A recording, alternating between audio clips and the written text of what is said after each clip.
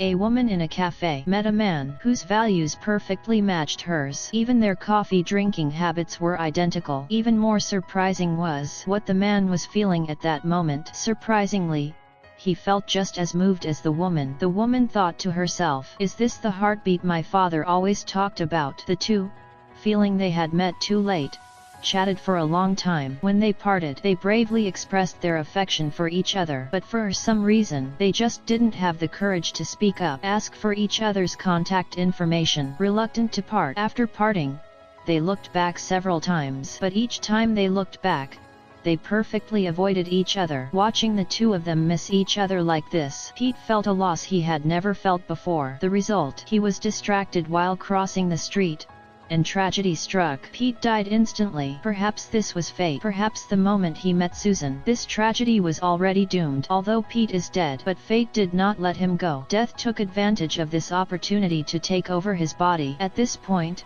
Pete was left with only a human body. The Grim Reaper came to the human world this time to take away this wealthy man, whose time was approaching. Then, the Grim Reaper used his power to offer the wealthy man a deal. As long as the wealthy man was willing to serve as his guide to the human world, he would delay the wealthy man's death. The rich man had no right to refuse. And so, Death, in Joe's new identity, followed the rich man all day long. At dinner, Joe unexpectedly met again the woman he had met that morning. The woman he had met in the coffee shop. It turned out that the woman was the rich man's daughter. After a conversation, Susan sensed that the taciturn Joe in front of her was completely different from the humorous man in the cafe. The wealthy man, upon discovering his daughter's acquaintance with Joe, was uneasy. He quickly interrupted his daughter and Joe's conversation. Then he took Joe to a secluded place and questioned him. How did he know his own daughter? Joe didn't hide anything. He told the rich man everything. "I didn't meet her, young man. I took meeting her. That's the fellow she encountered in the coffee shop this morning."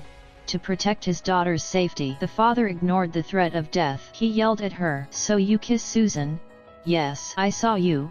I see you're in the wrong place at the wrong time with the wrong woman. I'm not asking your permission, you goddamn Martian. This is me, so be